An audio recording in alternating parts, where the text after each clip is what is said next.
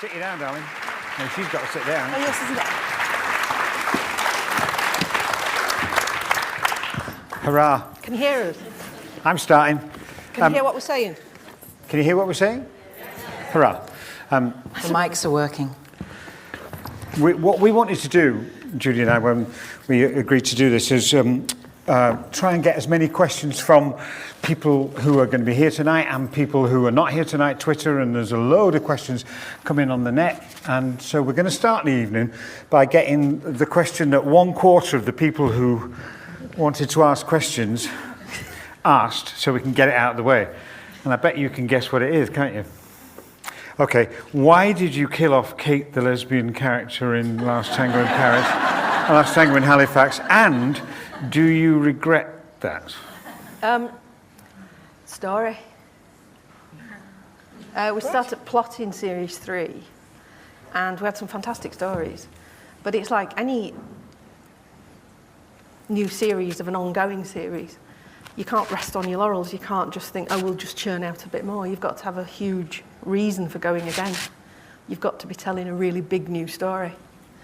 And whilst we did have that really big story with Derek finding out that he'd got this long-lost Rupert Graves son. But it felt that halfway through the series that it flagged. It needed something new, it needed something big, it needed something that would engage the audience. And that's the route we chose to go down. And I had no idea how big the reaction would be. And it was huge. Wasn't it? And yeah, I do regret it, actually. I've had people going on at me about it quite a lot. Sorry, love. So When you say I wish we'd been more inventive. I wish we'd been clever. I wish we'd had time to be more inventive, and we didn't. You know, I had to turn the script around really quite quickly. And I work very closely, as you know, with Nicola Schindler and Karen Lewis. That's who we is. Yes. Right. When I'm doing, and Cam, my storyliner. So we have meetings, we discuss things, we discuss stories. And Nicola particularly felt very strongly that it was the right way to go. And I'm always very guided by Nicola. I rely on her, I trust her instincts. And she was very clear that it was the right way to go. So I went along with it. And, you know, it was a great story. It was a huge story. It was a fantastic story. And it was a big story for Caroline and Celia. And, of course, they're the leads. They're the important ones. So it informed a new direction for our lead characters. But I am sad we've lost Kate. When I contemplate writing a 4th series, which I am doing at the moment, I'm sad she's not part of the mix. But the fact that she isn't there now, however, opens up whole new... You're contemplating, or you're writing at the moment? I'm working on the storylines at the moment. I haven't actually... I opened a new page in Final Draft this morning to start writing the first scene, and I realised the stories weren't ready yet, because I didn't get beyond the first line. Which was Caroline saying a handbag. So that's plagiarism. So there you go. So will you write all these stories and then take them to the committee? And pump No, them? the committee, me and Nicola and Karen and Cam, meet, and I come in with a number of ideas, never enough. And we'll just discuss them and talk about them and throw them around. And then me and Cam go away and write our own version of what we've talked about. And eventually it becomes a document that looks a bit like a storyline. And then I break it down into a scene breakdown, which becomes a very long document. It's usually about 10 pages long, and it's a scene by scene. It's very detailed. So you're making the plot watertight before you start what they're going to say? Oh, yeah. Complete. Oh, yeah. I mean, I'll write a really detailed document with every scene, every thought process, every... And does the writing... Sorry about this, Jude. But does the writing process ever change that? Do you ever find the character or yourself going, and you go, oh my God, I never thought of that? No, I mean, the compulsion to write dialogue straight away. Like today, I was just sat down, I'm going to write some dialogue. And then actually I thought, I don't know what to put because the stories aren't there. So you always want to make your characters speak. But until you've thought through all those processes. And I couldn't write today because I knew what Caroline's doing, I know what Celia's doing, but I don't quite know what Gillian's doing yet. And I thought I can't start writing for one character till I know what all the other characters are doing. Because... That's not fair. Well, no, it's just that any one scene, if you're writing about Caroline, you still need to know what Gillian's doing, because what Gillian's doing might inform what Caroline says, because Caroline might know what Gillian's doing. So, linking that back to a bit of history and your early body of work, where did you learn that routine, that process? It was probably... I think it's instinctive. I think it's something that you kind of know to do. It comes back to a kind of authenticity, I think, whereby I can't start writing for a character till I know what their name is. And then I can't start writing for a character till I know what kind of music they like and what clothes they wear. And it comes back to, until you've built that character up really in a huge amount of detail, you really don't know how they're going to speak. And sometimes characters come absolutely fully fledged. Catherine Carewood did.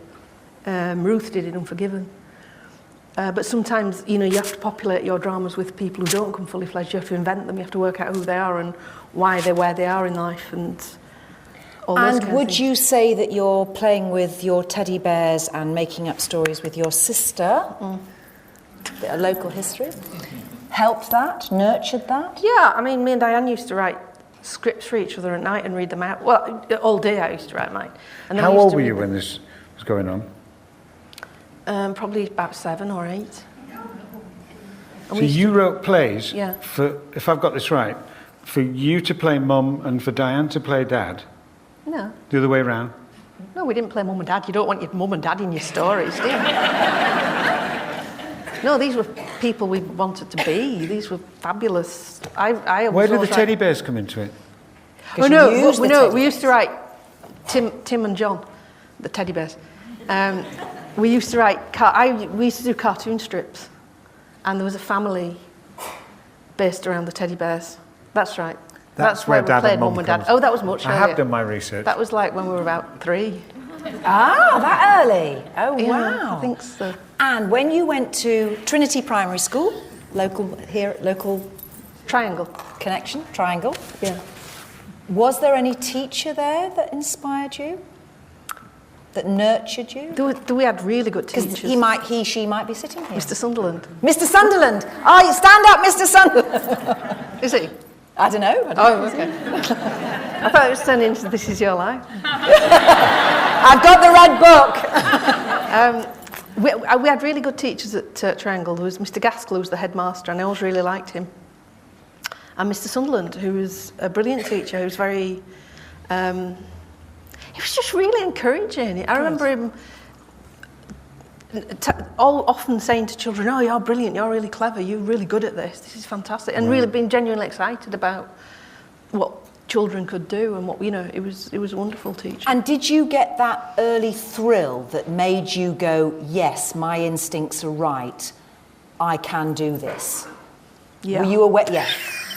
Yeah. Good. Yeah, I think Because so. I think when you have something innate, I think there comes a point when you need outside approval. You need somebody to say, yeah, it's not just you being egocentric. You are. I think so. so. It is reaching somewhere. I think so. I've always been a perfectionist, and I've always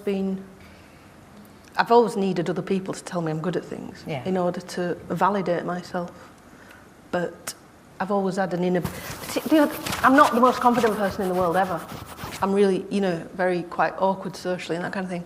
But I've always been able to draw and I've always been able to write. And nobody will ever persuade me that I can't do either of those things. But it's still nice to be told, you still need a pat on the back all the time. And did that continue with secondary, Southey High? Sober. I got told off for that. Stand corrected. Just keeping it local. Yeah. I really enjoyed being at school, and it was fun, and I liked it. I don't think... There were a couple of teachers at Sober Bridge who were brilliant, but it wasn't... I suppose it's just not the same as being at a small local village school where it's much more personal, I suppose. But I enjoyed being at... we had some I had some good history teachers at secondary school, and a couple of really good English teachers, and I had one good art teacher. That's not bad. No, That's not a bad but I did idea. enjoy school. I really enjoyed being at secondary school. I was a bit of a nerd, I think. When Georgie and I were discussing what we were going to ask you, or not, he was very interested to know what your play that you took to Edinburgh Festival was. What is this? Hanging On. Is that what it's called? Tell me about that. I wrote it at the end of my first year at York. At York, the English degree was in 9 parts. It was very formal. It was called English and Related Literature, and it was very academic. But one of the 9 parts you could do was an independent paper, and usually you would write about a genre or a particular writer. And I asked if I could write a play, and nobody had ever asked to do that before. So it was a very new thing to ask to do. And they said, you can write a play. The Board of Studies went away and thought about it, and they said, you can write a play, but we'll only decide when you've written it and we've read it if it is worthy of being one part of your degree, and if it isn't, you'll have to go away and do something else. And? So I wrote the play, and I had to stage it as well. So I'd already written the play when I asked. And I knew I was going to stage it Just anyway. because you wanted to? Just... Oh, yeah. Right. And I had to put on a stage version of it. And I did, and it was great fun. And the lead was played by the daughter of Sir Donald Woolfit, Gabriel Woolfit. Did you direct it? Yeah. Cool. And so they came and examined it, 2 doctors, professors, whatever. And they decided it wasn't only worthy of academic merit. They gave me a first for it. So that was... Come on. That was the first time I actually thought of myself as a writer, a proper writer, even though I'd been writing since I was, 3. That was the first time I thought, I know I can do this, and And now what other was people can. It was called Hanging On, and it was about a student. It was about a friend of mine called Robin, who was reading computer studies at York, and he got a massive sponsorship with British Telecom. We were there on our student grant of, like £300 a term, and he was getting £9,000 a year from British Telecom because he was sponsored by them to be there. But they were very rigorous. They wanted a lot back for their £9,000 a year. And he just became a hippie and a dropout, which I thought was really cool. So I wrote a play about him dropping out, basically, and I turned him into a woman. So the main character was called Jane Hall, in fact. So it was an early version of Jane Hall. But it was a completely different story. It was just the same name, Jane Hall. How many characters are in this play? I think there were about 9. And then you took it to the Edinburgh We Festival? took it to Edinburgh, got a really bad review in the Scots. Did you? Yeah. We've all got one of them. Oh, Yeah, wow. but it was great fun. It was a real, it's like all When was things. the last time you looked at it? What, the play? Yeah. I don't think I've even got a copy of it anymore. Oh, my God. Because it's, it's like a 30-year-old document. They don't exist anymore. How amazing. Find those actors that were in it. Yeah. Well, I'm still friends with Oh, wow. some of them. In fact, one of them's my eldest boy's godfather. Oh, wow. Okay. So, Edinburgh Festival, you Yeah. pick up an agent. Oh, hang on. Could we just have the arson story since I've done this research? Arson. Arson in Halifax, I'm told. Fire engines. Just keeping it local. I've got it on my phone, but I don't want to turn it on. Was this setting the moors on fire? It's Norland Moors. Nolan Moor. Tell us about- That wasn't my fault. Somebody might come out and disagree in a minute, mightn't they? Right. No, me and Diane, we used to be mates with these lads who lived on this farm where they had caravans up on Nolan Moor. And that was the farm that I used to base the story on in Happy Valley, Series 1. Oh, right. Oh, well. They had you back. Yeah. No. And fire engines, and you were grounded for life, I was told. It was great.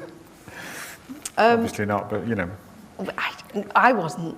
One of the lads who we were playing with was grounded and was in trouble for a bit. I think me and Dan just ran off and pretended we weren't really involved. It was quite dramatic at the time. Blimey, what have you been doing? You're Talking to your sister. Keeping it in family. So, go on. We're up to... We've got an agent from Edinburgh Festival. Yeah. Yeah. And your first job with the Archers. Yeah. Yeah? Yeah. How many episodes? Blimey, I can't remember. I think I wrote it for about 2 years. And you wrote 5 episodes. You wrote a week's worth of scripts, so that's 5 episodes. So I wrote quite a good few, but I've no idea how many. And there was a lovely article I read that you got your agent and you had sent in a précis of an episode for the Archers, on the back of which you binned off your job as a bus driver and then was destitute. Because actually you hadn't got confirmation that you'd got a job. Destitute is a bit strong. Okay, all right. I mean, you can't really be destitute if you've got no money to start with, can you? So, okay. No, I'd gone to London because I wanted to be a writer, and I was under the impression that was the thing to do if you wanted to be a writer in those days, 300 years ago, in 1980, whenever it was, 6. And I managed to get a room in a house, shared house full of ex-students, graduates who'd gone to London in a similar manner. And one of the people there said, if you could earn money driving buses. So I trained to be a bus driver, which took 2 weeks. Right. 2 weeks before they let you in charge of a bus? Yeah. No driving licence. No, that's... No, you had to have had a driving licence for 3 years, and then it does actually take 14 days to train to drive. Were you good at it? Yeah. I was good at driving the buses. I didn't like the customers. They were a nuisance. Were they homos? What? Yeah, one-man operators. Yeah. You learned on a route master. And are you still a petrol head? Yeah. What do you drive now, Sally? At the moment, I'm driving. I forgot what it's called. It begins with an H. Hyundai. Oh yeah. But that's only because my Bentley's been smashed up. And how did your Bentley get smashed up, Sally? I was coming off the M1. This is 2 weeks ago. Oh no. I was coming off the M1. Is it the same as that heap of... You don't like George and Bentleys. George is really funny. He's got to drive a Bentley in Happy Valley, everyone. And he hates it. He's going, I hate this fucking car. I had to shoot last year. A new director, never directed before. And I'm in a car with George Costigan. When you're shooting scenes in a car, you might not realise this, but you see somebody driving a car on telly, and the car is actually packed with about 15 people. There's me in the back, a director looking at my monitor like this. There's the sound person sitting behind George. George is in the driving seat, obviously, because we're filming him. And then there's Ivan, the DOP cameraman, sitting next to George with the camera like this. So the car is actually packed. And you're not on a low loader? No. Oh, right. That's like a trolley. So inside this Bentley, it was a Continental GT, wasn't it? And they're actually quite tiny inside. And, quite tiny?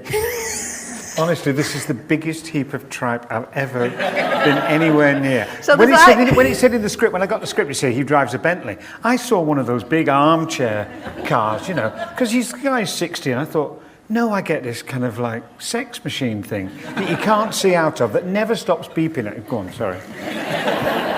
Beep, beep, beep, beep, beep. So there's Ivan with the camera, with his legs up on the dashboard to squash himself in. There's me in the back thinking, I hope George isn't going to start shouting again. And there's David, the sound man, sat next to me. And George is going, I hate this fucking car, it keeps beeping at me. And then we had to do this scene about 4 times, like you normally do. And you got out, didn't you? So I'm not driving it back. Somebody else can drive it back. Because you have to drive it back to where you start from to come back each time. When we got to Series 2, I said to her, there's a shock in Series 2 that is that Never sold the Bentley. He bought a larder. She wouldn't Put have him it. on a bike. Yeah. Go on, tell us about Jane Hall and the bus driver thing. What did you do? Chronicle your own experiences? Slightly. It was very different from what I wanted it to be, Jane Hall, because I wanted it to be about a young woman who wanted to be a stand-up comedian. Yeah. And it was meant... Have you seen it? Yes. Oh, no. I haven't. Have you not? No, you can't. It's not very good. Download it. It is quite good, but it didn't get an audience. And anyway, it was about this young woman who wanted to be a stand-up comedian. So she goes up to London after university, gets a job driving buses because she hasn't got anything else to do. And ITV kind of chickened out of the stand-up comedian bit, so we had to pull all the bits where she was doing stand-up comedy routines out of it. So it ended up being about a young girl who goes to be a bus driver. So it wasn't that. It was never as funny as it should have been. It was never as complex as it should have been. So do you learn from that about fighting which battles you have to fight in some way to protect the material? Yeah. Because presumably it's your first telly, and you're... Oh, that wasn't my first telly. That was after the Braithwaites. Oh, that was after... Oh, I beg your pardon. Okay. I'm going to get my chronology out now so I don't do that again. No, it was... of course you learn when things go wrong. I mean, it didn't get a great audience, and it didn't get good reviews. It got really poor reviews. It was quite bruising. But, what doesn't kill you makes you stronger. But on that thought, Georgie, you did a wonderful body of work with the soaps. You went on to Corrie, Emmerdale, The Archers, and then ultimately Children's Ward. Was it through that you were learning these things that Georgie was asking about and creating your own path? Because it was quite... the great thing about Granada then, once I started working on... I got invited to work at Granada on Families. I don't know if you remember that. It was an afternoon soap. And I wanted to write Children's Ward. That's what I really wanted to do. I wanted to write Corrie and I wanted to write Children's Ward. And I got invited, on the strength of having written 6 really shit episodes of Emmerdale, I got invited to write for Families. And once I got into that world of Granada, there were massive opportunities there. There were some fantastic people there then. Yeah. There was people like Russell Davies, Kay Mellor, Frank Cottrell Boyce, Paul Abbott. There was some brilliant... Series 4 of Children's Ward was written by Kay, Paul, me and Russell. Do you remember? Well, I was telling Georgie before, his jaw was dropping, because I came into Children's Ward in the 2nd series, and I had a wonderful conversation. I sort of phoned up Granada, and I said, excuse me, I'm trying to find somebody in the office that knows there's something about this series called Children's Ward, and there was a gasp at the other end. And I said, what? And I said, well, I don't know much about this character, and I'm supposed to be playing her, and there was this and I said, and he said, it's a fantastic character, it's Sister Mitchell and I wrote it. And I said, well, I'm sorry, I don't know anything. Who are you? He said, I'm Paul Abbott, I created it. And it was sort of, and I was telling you, Paul Abbott and Kay Mellor were brought together by David Liddermont, the producer. Brilliant. Your good self, Jan McAvery, John Chambers. I mean, the icons of British television were all... Because I remember on Braithwaites, Amanda Redmond taking me aside saying, how do you know Sally? And I said, well, I've been working with her on Children's Ward. Children's Ward? What's that? I said, well, it's a children's drama. Oh, I said, do you know who writes for children? No, it was amazing. Yeah. I mean, Granada was amazing at the time because you could... they had these schemes where they would have people shadowing other writers. That's what I came in to do. I came in to shadow people like Peter Worley on Families. Yeah. And Peter was this fantastic, huge... What does shadowing a writer entail? Basically, they paid you to write the same script that someone like Peter Worley was writing. So the episode that Peter Worley wrote would go on screen, but you'd have had a crack at writing exactly the same episode. So you'd have been given the same storyline. And it was what you did with it. And then who judged that? Carolyn Reynolds. Her and David Liddermont were brilliant at the time. They had this fantastic hothouse, really, for getting new writers. Obviously. Russell, was all part of that at the same time as I was. Seeing what they could do, and then they'd give you jobs. They'd give you jobs on Families. There were loads of other series around at the time. You probably haven't heard of a lot of them, but they were, it was... Spring Hill was good paid work. Spring Hill, Revelations. There was one called Mario's that never made it onto screen, but it was very good. And then eventually got asked to write Children's Ward, which was what I'd always wanted. And then eventually Coronation Street, which was the thing. Has this structure gone? Yes. Yeah. Well, Granada's gone. Well, yeah, but isn't it... No, I mean, very few people do it. I mean, Red is great now. I mean, Nicholas Schindler is getting to that stage with Red where she's big enough to take risks with new writers. But the BBC have, is it called the Writers' Room? The Writers' Room. And they do encourage people, they give people feedback, but it's not the same. It's not like you're actually working on a real show. Right. It was an extraordinary time to be a newcomer, and it was where you were really involved in proper shows. You were able to sit in meetings with people like, as I say, Peter Warlick, Stephen Mallatrat, you know, those really big names that were out in Coronation Street, and just listen to them develop stories. It was such a privilege to be there, to hear how stories are developed, and stories are the biggest thing in the world. You know, most writers of a certain calibre can write characters easily, they can write dialogue. It's like being able to draw. To be able to write dialogue, it's just something you can do. It's just something some people can do, and it's odd because we all speak it, but not all of us can actually write it in a way that makes it sound real.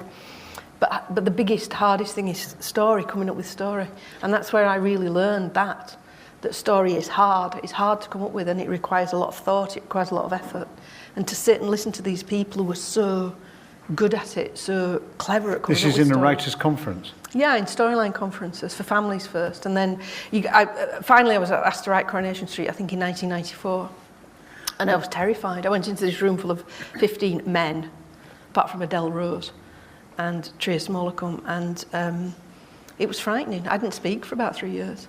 Because it was. But you did write? Oh, I could write better than any of them, but I couldn't speak. So, out of this, and you're talking about stories and ideas, your first original piece was At Home with the Braithwaites. Yes, and that was commissioned by... so I was going to say, did you take the idea to somebody? Or? Yeah, Right, because they'd created this environment where you could be very... You know, they were very encouraging, they were very open, they were very excited about new things, and as well as David Lidderman and Karen Reynolds, Tony Wood was there then as well. Mm-hmm. You remember Tony? Yeah, I know. And he commissioned the Braithwaites first as a half-hour sitcom. Ah. So I wrote a half-hour sitcom. 6 version. episodes? No, just the first episode. Right. Oh, well, actually, some of the best advice I was ever given was by Tony when I wrote that. And he said, don't write the first episode, write the third episode. Which was brilliant advice, because you hit the ground running, you're right in there, you're not setting it up, you're not explaining who everybody is, you're just getting straight on with the story. So I wrote the third episode, and then Tony left, I think, and Carolyn picked up all his portfolio of things he'd left, and she recommissioned it as an hour-long drama. And because it had been a sitcom, it became this new thing that was just beginning to form then, which was the comedy drama. And I think, what's his name, had started to write Cold Feet by then. I forgot his name. Embarrassing. I can't remember his name. Mike, is it Mike? Mike Bullen, that's right. Yeah. And so it was very much at the start of that genre that became comedy drama. I mean, the thing I loved about At Home, apart from the lovely characters, was the look of it. Whose idea was that? That kind of zany music and the fast changes of image and the zappiness of it. I think it was Robin Shepherd, the first director, who came on board. Because that was very groundbreaking, I remember. I remember sitting in the first screening of it for the crew. It was amazing. Yeah. That was Robin. She Right, brought all that to it. It was fantastic. But inspired by She your got words. the script, yeah. Yeah.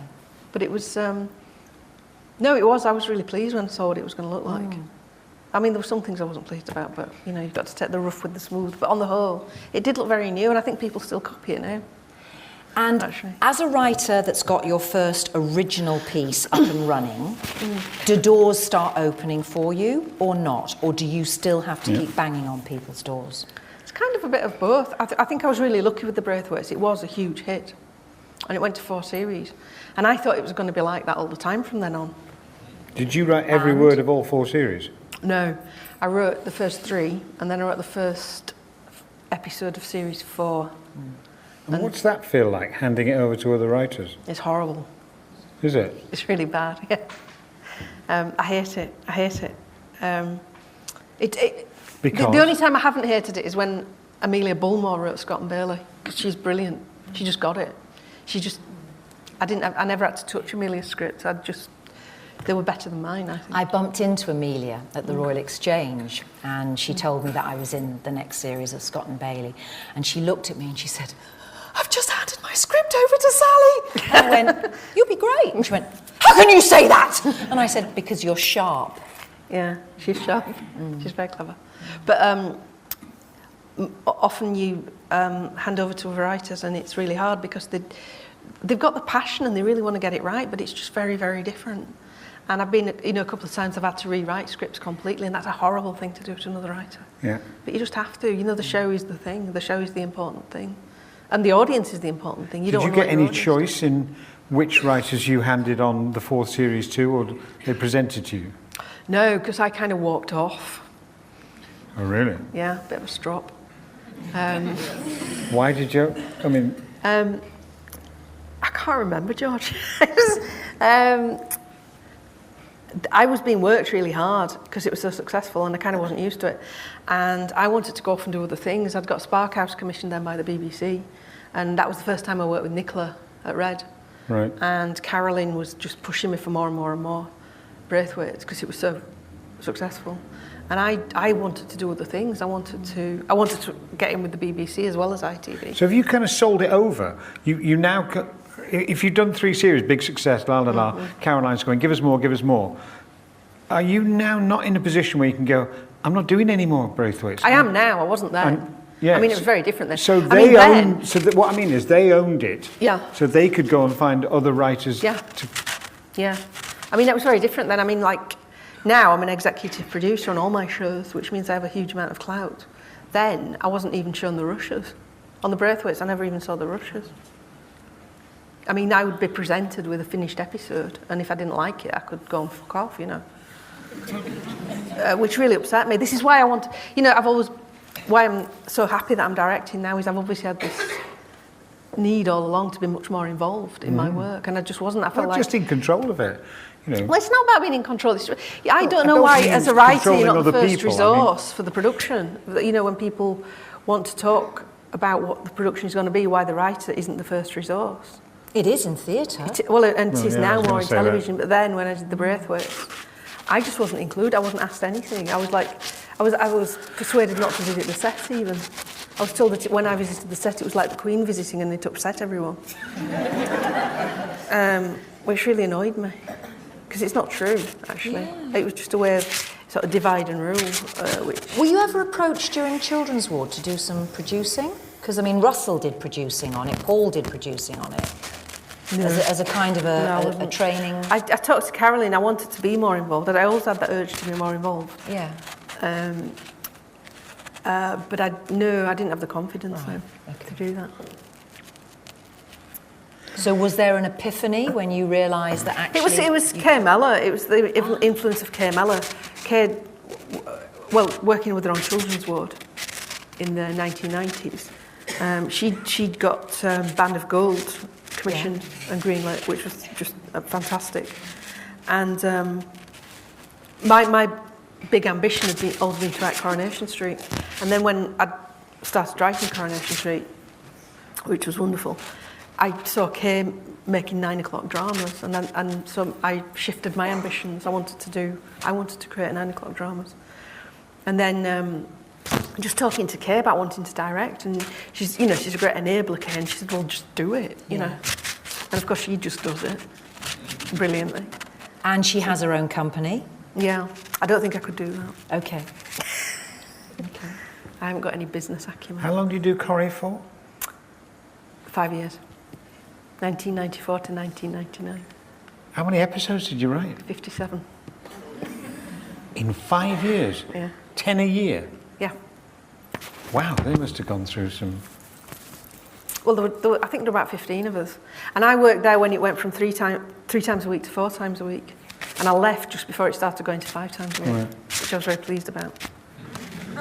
Because it did change the tenor of the show.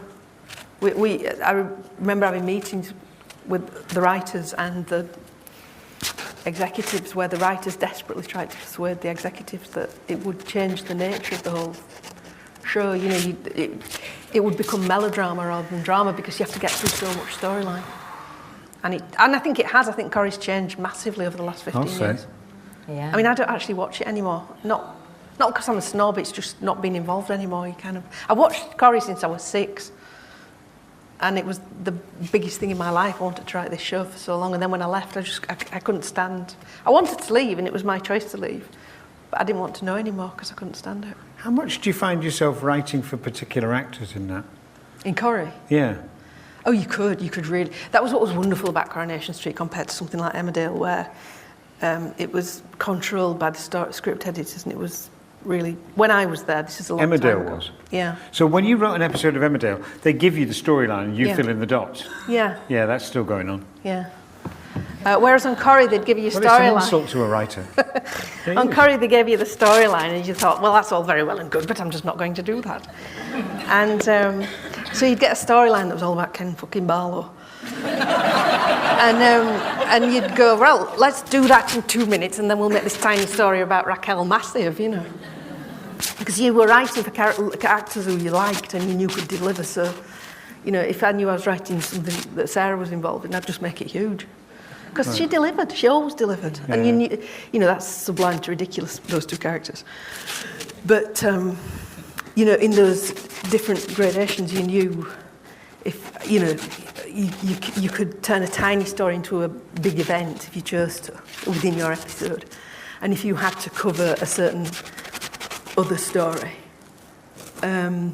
within that, and it was supposed to be big and you didn't like that character, you could make it tiny. But somebody's got to read that script and go, all right, we will do that script. Yeah, but if you make it funny and brilliant and wacky and whatever, and that's what was great about Coronation Street, then it you know, if it worked, if it was full of character and comedy, they loved it. I mean, it was a wonderful show to work on. Then you could watch an episode and guess who'd written it, and that was amazing. You know, this is when the name came on the end rather than the beginning. And I used to do that. I could see who'd written an episode because we were allowed so much freedom to turn it into our own thing, which was wonderful. But as a writer who's also created two wonderful sons, what about Kay Miller, who uses her daughter as her producer, training them up to be your business acumen and run your company and your empire, and you write into your dotage?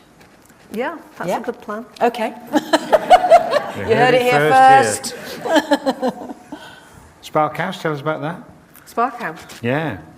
Hang on. Who's seen Sparkhouse? Has everybody seen it?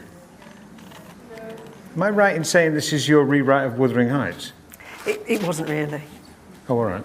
We sort of marketed as that after I'd written it because we realised there were some similarities. What, you wrote it as a completely original thing and then realised you'd subliminally... Yeah, it's a sort of modern retelling, isn't it? Carol, the main character that Sarah Smart played, was this quite dark, vicious character who had things in common with Heathcliff, and it was it was a kind of love story. And we realised there were similarities, but the roles were reversed. And I think I mentioned that in an interview, and then it just went like it does, you know. You say one tiny thing, and then it becomes a headline. Yeah. And that segues on to the Brontes, doesn't it? Talk about the Brontes. You're about to give us a 2-hour movie about the Brontes. Yeah, I've written it, and we've started casting this week. I'm going to start filming it in May next year. And have you been given access to local venues, sites, and? No, we're not going to film it in the parsonage. I wouldn't ask to. It's such a precious environment there. But the outside? But they've been very studios. They're very on side. The parsonage have been really supportive, and they've given us a lot of help and advice. We're not going to use the outside even because the outside is so different now to what it was then. Okay. The whole of Church Street is different up the side where the parsonage is because they built the Wade extension in the 1870s, and that just wasn't there when the Brontes lived there. So we're going to build our own. Oh, brilliant! Great. Growing up in Surrey Bridge. Sorby.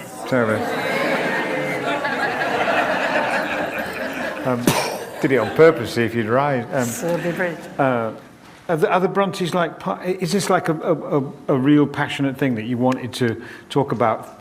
Somebody who grew up in not exactly, but not really. It's just from being tiny. Me and Diane were taken over to the parsonage. It was like part of your, somewhere you visited on a Sunday.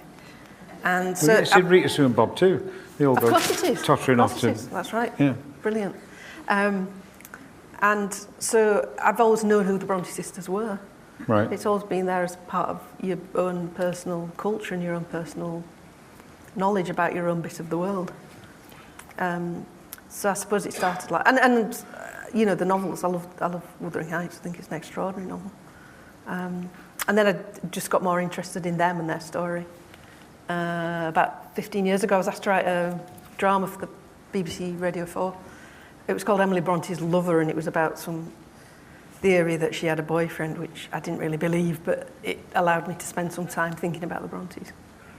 Right. And I did a massive amount of research then. And of course, Juliet Barker's book about them, I thought it's a brilliant read. It's such an exciting book to read, and that just got me much more interested in them. And you know, it is extraordinary when you think about it. These three women who were all brilliant geniuses living in Yorkshire. And are they your heroes? I think they were all very heroic and admirable in their own separate ways. Who's your? I like best the writing that influences me most is probably Emily Bronte's poetry, as well as Wuthering Heights. But Anne Bronte I like. The Tenant of Wildfell Hall is such an extraordinary novel, and it often gets overlooked.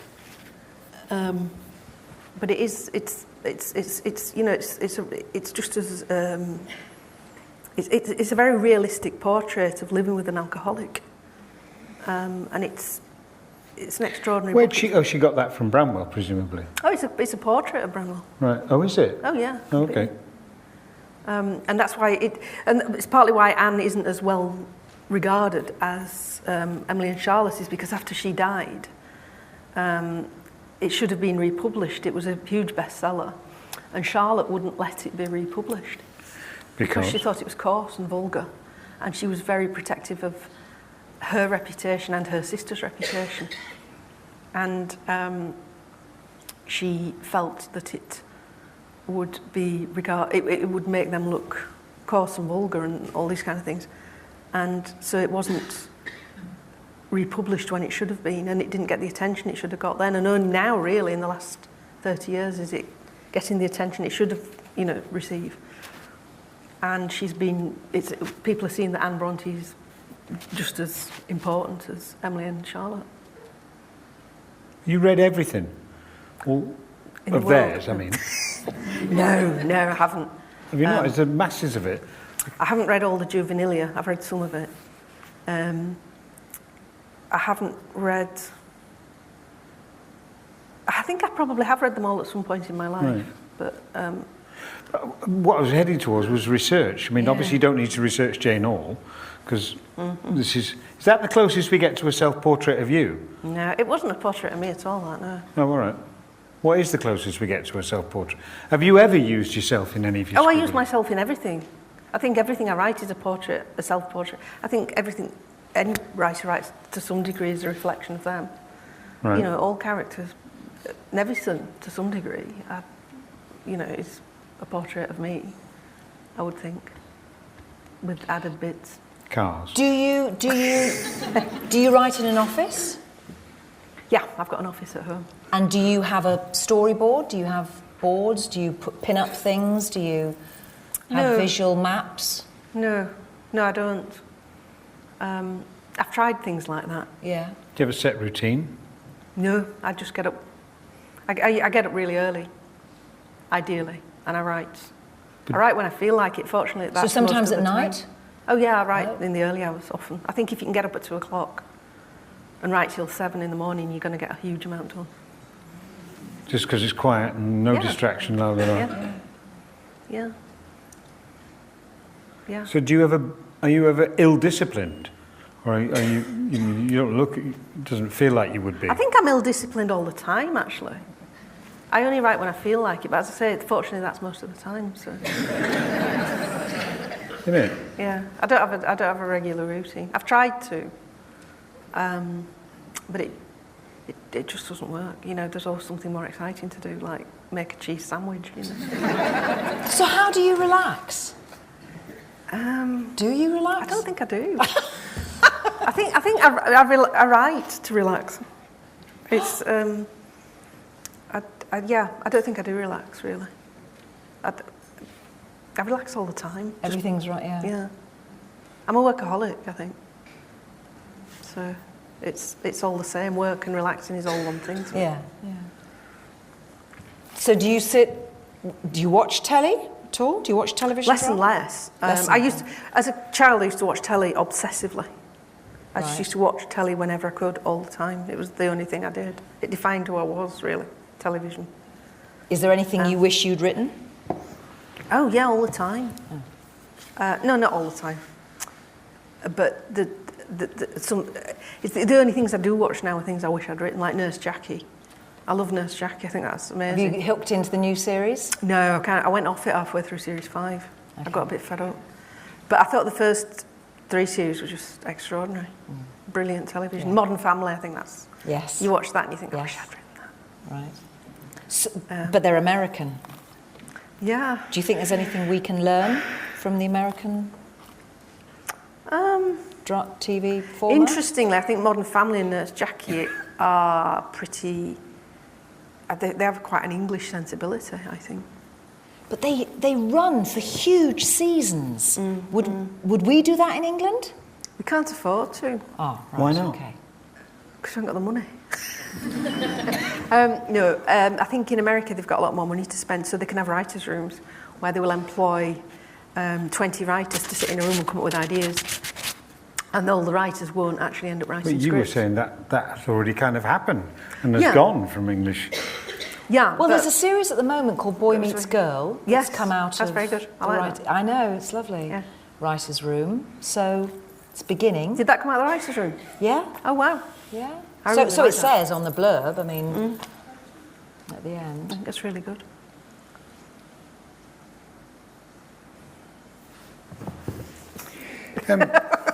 No, I was thinking about... Did we want an interval? I've no idea. What time is it? Was it at 1:45 or was it It's at what? 9? 10 minutes to 9. 10 Oh, it's to at 9, 9, that's is it? cool. I do beg your pardon. What time are we supposed to stop for the first half? I've no 9. idea. Are we? Oh, all right. Because it seems to me that... Is it just money? Because what the Americans and HBO particularly seem to have said is, no, what television does really well is tell dead long stories, like The Sopranos, and Breaking Bad was extraordinary because the first four series were all one yarn. Now, wouldn't you like to work on that scale? I would like. You know, like I would. When I think it's really 'cause exciting. Researching this, I watched Mrs. Pritchard. Is it Mrs. Pritchard? Yeah, which I really enjoyed. But round about episode 4, I thought, oh, this is going to have to end in a minute. Yeah. And I don't want it to. I know. Why hasn't she got more time to write this? Why? I know what's going to happen now. Something's going to go wrong, and then it's all wrapped up. Yeah. I think in America, as I said, they do have more money, so they can afford to make 13 episodes as a first series. Whereas we can only take a risk on doing 6. I think things are changing. I mean, something like Downton has 12 episodes now. Yeah. It's almost the only thing, isn't it? Probably. But I mean, things are getting more episodes now, and things are changing so massively in television now. You know, there's a lot more money coming into us from America now. There's a lot more people going over from here to America. But when I was writing things like Jane Hall and Mrs. Pritchard, you would never get more than a 6-part series to kick something off with. If it was successful, you could say, can we do 8 now? We did that with the Braithwaites. But you would never get 12 episodes as a starting point. And it is financial. It was then, certainly. Wow. But what about the bravery? I mean, I heard a terrible thing about... I know the guy that created New Tricks for the BBC. And that's run for what? How many series are they up to now? The last one is 10 series. He wasn't asked to go and meet any BBC personnel until something like the 6th series. He was not invited to go and have a meeting. Right, this is doing really well. What other ideas have you got? Really? I mean, that lack of bravery is just stunning and awful for a writer. I mean, he's gone to America now because, as you say, that's the only one that will take the risk. If you can say that 10 series of New Tricks is not a risk. Yeah, I don't know. Yeah. I mean, I think as a writer, you've got to push and push and push. You know, you've got to keep knocking on doors and making people see you and, you know, making use of Are you still doing that? yourself out there. Do you feel as though that's what you're doing? No, not now. Right. But you know, for a long time, I felt that I had to.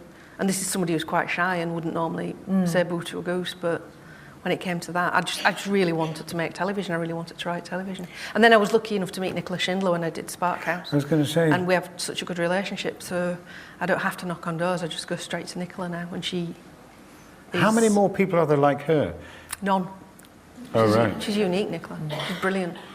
I mean, there are other good executives out there, but she is pretty unique. She's got such relentless, brilliant energy. She's so passionate about making new, exciting, interesting television. You know, she really isn't about bums on seats and creating same old, same old. She really wants to push the boundaries all the time. That's why when, you know, your first question about Kate, a third series of Last Tango, we could have just been very complacent about it and just churned out a bit more of the same thing, but she didn't want to. She wanted to do something that would surprise people and show them something new and, you know, make people talk about it, I suppose. So what would be your advice to a new writer? Write to Nicola Shindler or... The advice I always give new writers is keep writing. Yeah. You know, it's one of the best bits of advice I was given was by Louise Page, who said, keep writing. Writing is like a muscle. The more you exercise it, the stronger it'll get. And what's with this treatments that people are asked to send in? Treatments? They're just storylines. It's like... No, but this is from new writers. They're not told. They're not asked to write in a whole play or a script. They're just told to send in a treatment. Yeah. Well, it's a paragraph that explains what your series is. It's something that sets out the stall of what your series is very succinctly. But can that show somebody that that person can write? No, it shows you that there's a brilliant idea there or not. Okay. Somebody told me a really brilliant story the other day. It was just so simple. It was just instantly thought, oh my God, I'd love to... Well, my first instinct was I'd love to write that. Yeah. But I suppose a producer's looking for something that makes them go, oh, I'd love to watch that. So a treatment is something that very quickly and simply sets out what the premise is. And would they commission on the basis of that? They might commission a script. Yeah. A script, right, okay. Yeah. So writers can do that and get in that way. Because it feels to me, from my angle, or mine and Judy's angle, that writers have become disempowered. And directors as well, yeah. You know, now you go for an interview for something, and the person you're most likely to meet is the producer, right? Who's of no interest to me whatsoever. I'm not going to work with him. Yeah. He's not going to tell me how to act or improve anything I'm going to do, but he's got all the power. And so, one question to you is: how much pressure do young writers still get to write to formula, to somebody else's ideas? I think they probably get quite a lot because everybody wants to get a foot in the door, and you can't. You know, you have to prove that you can tick boxes. I mean, I was lucky when I wrote things like Children's Ward and Coronation Street. I've always been able to imitate other writers' voices. So I could write like Kay Mellor. So I could write Playing the Field, and it would work because I could write like Kay Mellor. So I think you've got to. You know, it's kind of showing a versatility. It's showing that you can do things. It's showing that you've got a facility to adapt and give them what they want, and then turn things into your own as well. And when you say, like, keep writing... Which is hard. I mean, I don't know how many people here scribble, and, you know, my mum used to say, oh, I could write a book. And you'd always go, well, do. You know, I don't know your story, I don't know that detail. So, you know, I would imagine a fair few people here do scribble a bit. Poetry, songs, stories. Fine, keep writing. I mean, I know enough to know that that's true. But who do they show it to, and do they share it, and how do you share it? What's your advice on that level as to how you find out, you know, get to the point where, like you got to, where somebody said, this is good, you can really do this, and oh, great. Well, it depends what you want from it. I think anybody who writes compulsively is a writer, whether they show it to people or make money out of it or not. If you have the compulsion to write, you will write. But surely it's a compulsion to share, isn't it? Well, Emily Bronte didn't think that. But, you know, everybody's different. Everybody does it for different reasons. Right. I always wanted to share. I always wanted to be a writer, and I wanted everybody to know that I was a writer. So along with the compulsion to write, I had the compulsion to go out knocking on doors and making a nuisance of myself and making people Even though read you what were I'd shy? written. Yeah, but I was never shy about that. Not yet. Right. I was the first time I showed a script to anybody ever. It was my best friend at university, Wall, who knew nothing about literature. She was a mathematician. So I showed her this script and made her read it in front of me because I was so embarrassed about what her response would be. And she was brilliant, obviously. She was very kind about it. But after I'd got over that initial shock, and it is horrible, passing over a script or whatever and waiting for a response. But you've got to get beyond that. You've got to get to a stage where you hand things over and listen to... And Get it's an like opinion. being an actor. I don't know how you do what you do. I don't know, you know, I think actors bear their hearts and souls much more than writers do because it's you, it's personal. And you know, Okay. you don't know what that response is going to be. And I think it's similar with the writer. You know, it's you and it's raw, and you're terrified what the response might be. But I don't, you know, I think it's much harder what you do. What time is it now? One last question. Which I hope is some... When you wrote that monster that I played in Oh yeah, Scott... Joe Bevan. Joe Bevan, yeah. Where'd you get that from? And at what point did you go, yeah, I've got his voice, yes, I understand him, this is what... I don't know whether you remember this character, but... He was a serial killer. Yeah, he knocked off 6 or 7 people and chopped them up and left the bits in the thingy bob. And, you know, I just assumed did he I was get him poorly. from? Well, had that's a right, bad because day. if you twirl a moustache and go, ha-ha, then there's nothing for the audience to do, but that's another thing. At what point did you know you'd got him, and where did you find him from, and how did you know what he thought? I'd read a book about Fred West. Oh, right. It was meant to be like it was like Fred West, but he'd never been caught. Right. So that was the thinking behind that, which was gruesome. I hated Well, writing. it took Scott ages Bailey. to catch him. I know, but it was. Fred West. I used to find it really hard writing Scott and Bailey because he did get to a point of thinking, why the hell am I writing about these horrible people? It was quite, and it was weird to think that this is entertainment. I did find it quite difficult, but you got through it, and at some point you must have gone, that's it, nailed it. But I did find it. I found it quite. Harrowing? I used to get really. You get into quite dark places, right? I know. Like Well, I remember reading the book about Fred West and writing the story, and then when I finished, I went and put the book in the bin. I couldn't stand having it in the house. Yeah. And how long did that last? Till I started writing Last Tango. Hurrah! And that made me feel very happy. Yeah. It was weird. It was literally like that. I remember writing the first bits of Last Tango and feeling like a weight had been lifted. Yeah. We have to stop now, don't we? Because you all need a drink and a wee. And so do we. Quarter of an hour, you've got quarter of an hour. Run downstairs and...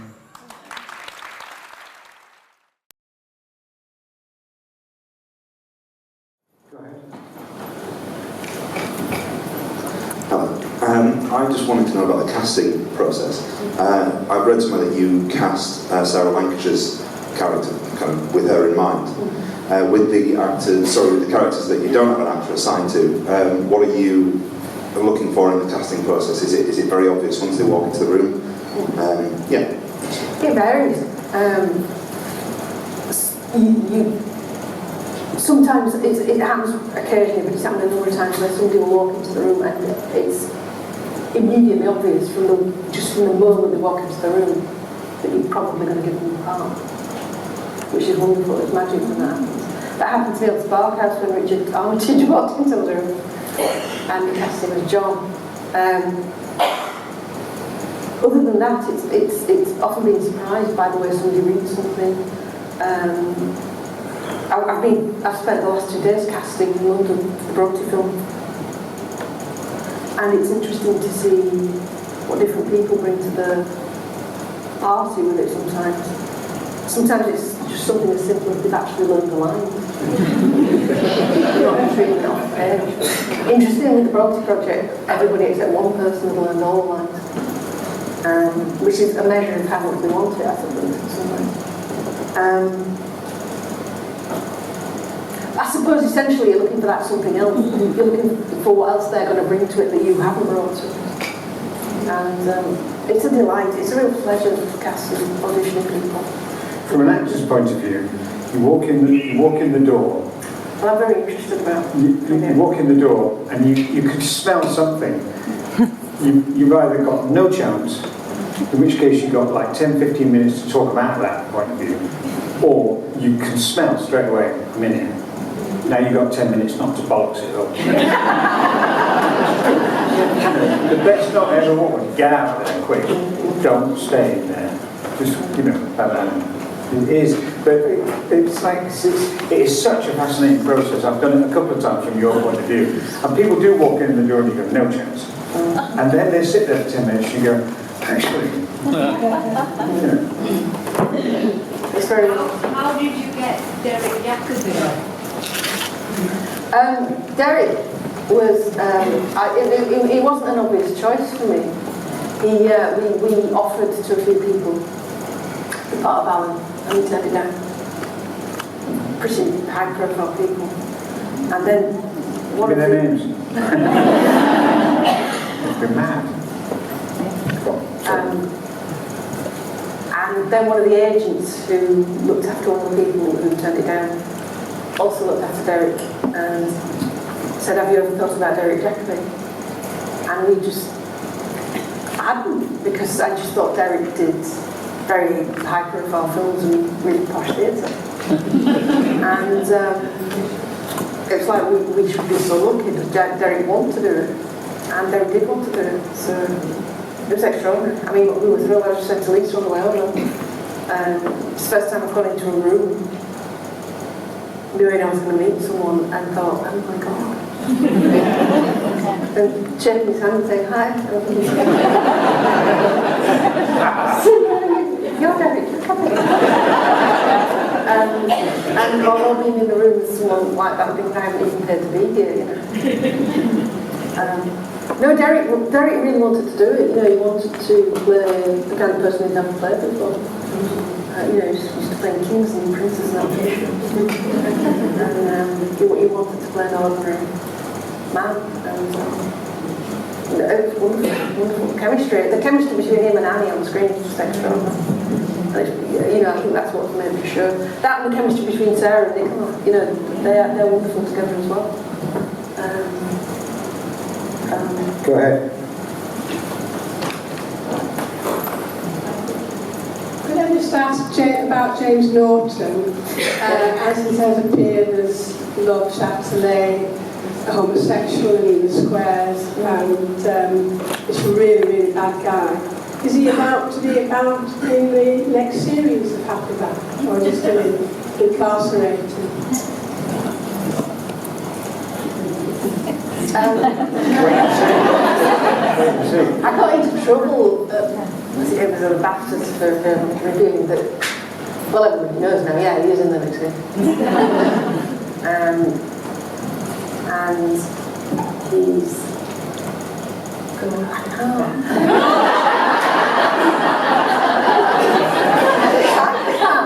He's a psychopath.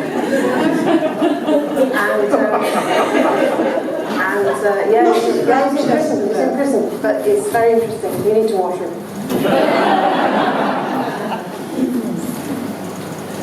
Thank you. Go ahead. I've already had one. All right. Can I ask a question? I'm a member of the Halifax Thespians. I used to go to Salisbury Grammar School, although it was a long time. I'm just going to write about Halifax Thespians. Before you. A new series of Lost Angle. If you could get the funding. Sylvia's going to join the Halifax. Are you? Okay. Hence, series 4 opening with Caroline saying, a handbag.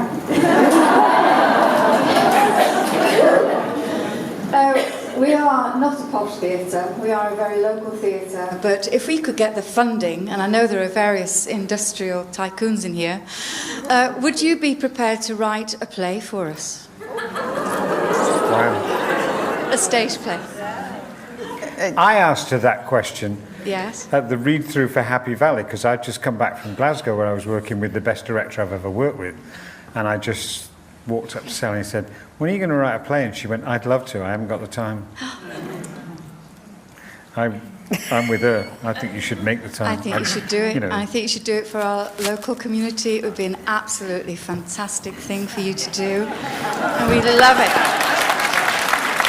I think you should do it for yourself, but I think you should try it. I'd just love to know, because you're such a good storyteller, what I really want to know is, if you were to write a play, how different would you approach it than, I mean, obviously technically you would, because you wouldn't have to write to 45 minutes, formulas and things, but would you still have the same seed of going, that's the right story? Yes.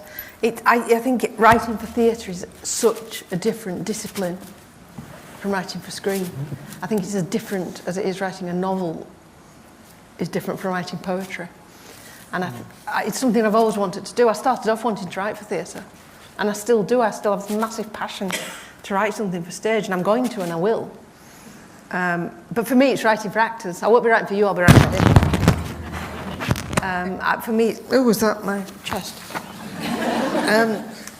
I like writing for actors, and I will write a stage play, and by all means put it on.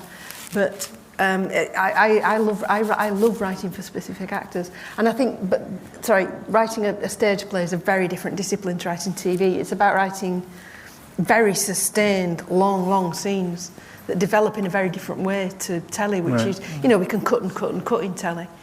On really clever stage plays, they don't do that. They pack the macrocosm into the microcosm. They say a lot in a very succinct period of time. Proper stage plays.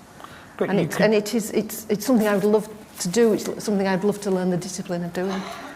And I will one day. And I'll be writing it for you. Hurrah! Good. Hold you to that. You all. Can I just ask a question from the back up the top here? Go ahead. Here. Sally, you spoke a moment ago about the 2-to-1 ratio between women and men in British television. And not only have you written very strong female characters, but also you have written very strong lesbian characters as well, that are not peripheral characters, they're main characters, for which many of us are very grateful to have that kind of representation on our TV screens in something that's not tagged as LGB drama. Was that deliberate? Did you sit down one day and go, do you know what I'm going to write today, and I'm going to make a lesbian a main character? Or did it just happen? And have you ever been discouraged or encouraged to about that by the exec producers and people like that? Because from at home with the Braithwaites, etc., we've had these really strong characters. No, I've never sat down and deliberately thought, oh, I'll turn this character into a gay character. They've always just been spontaneously there, because they're heroic. People who live on the periphery of society are always heroic, so they immediately then lend themselves to good drama. And no, I've never found any resistance either. People always massively embrace it, massively embrace wanting to play those characters, massively embrace wanting to dramatise those characters. I think that's really exciting. That it's interesting that on telly we can do things and we can portray things, and it makes a difference to the way people are perceived. It is different to the daily trials that people have to confront sometimes. If you put it on telly and you turn it into very real drama, people see it in a very different way to the way they do in real life. It's really exciting. I've had so many letters from gay women. Sarah's had millions more than me, but I've had a lot. They just write to you and they thank you, and they're so kind and generous, and you feel like you've done something really useful and interesting. And I'm just feeling really bad now that I've killed Kate off. And Anne Lister's gay. Oh, she was, well gay. I don't know anything about Anne Lister. Do you not? No, nothing. She was brilliant, Anne Lister, because she was a very complex character, and if you measure her by today's standards, she wasn't a very nice person either. She was very predatory. But she really ploughed her own furrow. She didn't... What was her profession? She was a landowner. She owned Shibden Hall above Halifax up here. Right. And she wasn't an aristocrat. She was kind of yeomanry. She inherited Shibden. She wangled her way into it. She shouldn't have inherited Shibden. Her father should. But she managed to persuade her uncle that she really needed to leave it to her because her dad wouldn't know what to do with it. She was very manipulative. She was very clever. She was fantastic. She was so many things. She was a scholar. She was a traveller. She was a fabulous diarist. Pepys is famous for writing a fraction of what Anne Lister wrote. Halifax really needs to celebrate Anne Lister more than it does. Well, And it will. We're going to, do it. big things. Maybe that's your play for your local. What time is it now, please? 10 past 10. We're going to some last questions here. Yes, go ahead. Night, night. You said that you write a lot for actors. You also write a lot for the Calder Valley. Mm-hmm. In fact, by the time you've done the Haworth play, the Lister play, that'll be 4 really big projects set here. Mm. Do you think, is that accidental? Is that because you are connected to this area? Or do you think that Calderdale has something to offer? I think it's to do with my own... we were talking earlier about characters, and all your characters are you. All your characters come from you. The bits of everything you've ever known or inherited or seen, and intrinsically what's in you. And I think the older I've got, I have ended up writing stuff set here. And I don't really know why. I went to live in London when I was about 22. I now live in Oxfordshire, and I love Oxfordshire. But I'm drawn to being back up here. And I think there's a power in writing about a very specific, particular part of the world, like Hardy did. That it makes it real. If you can write about, like in that clip where we're talking about the funeral being in Elland tomorrow, that feels very real to me. Talking about, something being in Halifax, or Sorby Bridge, or Hebden Bridge, it just makes it real. And if I feel it's real, I hope the audience will as well. And I think that's very powerful. It makes all the best recent... Think about something like Breaking Bad. It's not generic America. It's a very particular part of America. It's New Mexico. It's on the... it's that desert land. Santa Fe. It's not what we think of as generic America. It's a very distinctive look and feel. And I think when you write and make it very specific to a particular area, it just has a massive impact in its own right. And I'm lucky. I come from around here, and not only is it a very particular part of the world, it looks stunning on telly. It looks amazing on telly. I was going out with my DOP, Ivan, who's our director of photography, who's from South Africa, and he works in Los Angeles all the time. He lives in Los Angeles, and he comes over to film for us. And all the time he's going, let's film this, let's film that, look at that, that's amazing. Let's film it from this angle. And I'm going, it looks really nice from over there as well. And, you could swing a camera around in the Calder Valley and it looks fucking brilliant.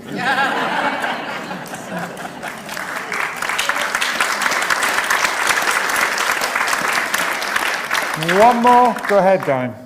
You obviously delight in directing, and now you can do that with your own work.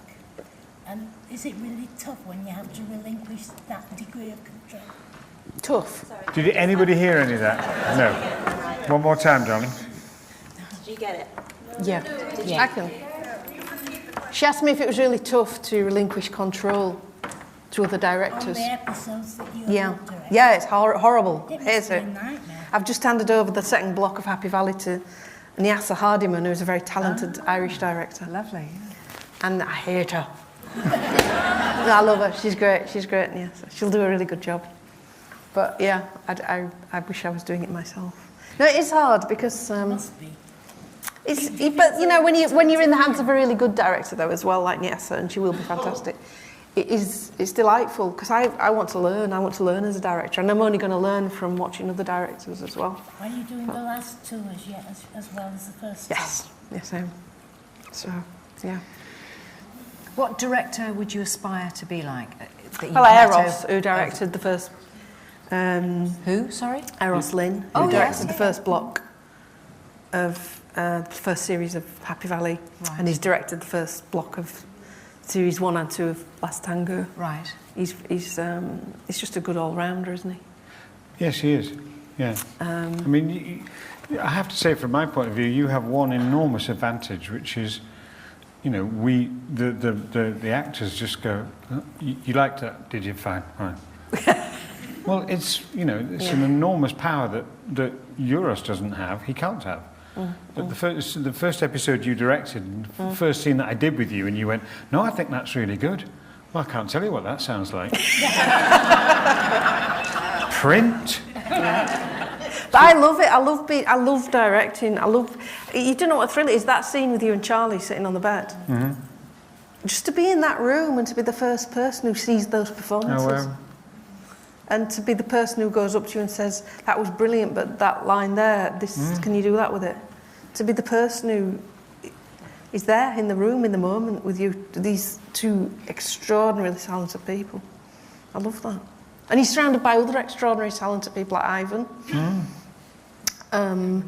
Everybody who's there just works so hard to get it right, don't they? It's just a real thrill being there. It is, you're right, yeah. So has this been.